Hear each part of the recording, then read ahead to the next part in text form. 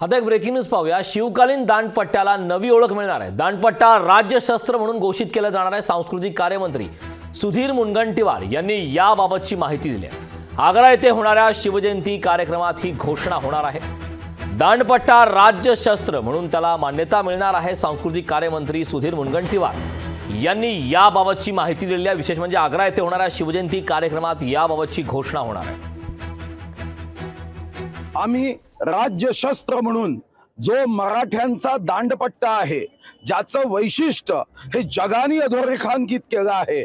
Russian Chhatrapati Shivaji महाराजांवर ज्यांनी पुस्तक लिहिलं त्यांनी सुद्धा हे मराठा शस्त्र याचं अधोरेखांकित केलेलं वर्णन आहे। शेकडो पुस्तकामध्ये दांडपट्टा हा आमच्या शस्त्राचा एक नाविन्यपूर्ण प्रकार याचं वर्णन केलं आहे। आज आग्र्याच्या किल्ल्यामध्ये संध्याकाळी 8 वाजता जो कार्यक्रम होणार आहे, त्या कार्यक्रमामध्ये माननीय मुख्यमंत्री महोदयांना मी GR सुपूर्द करणार आहे आणि दांडपट्टा हे राज्य शस्त्र होणार आहे। लोकशाही मराठी ऐका, पहा, जागरूक रहा।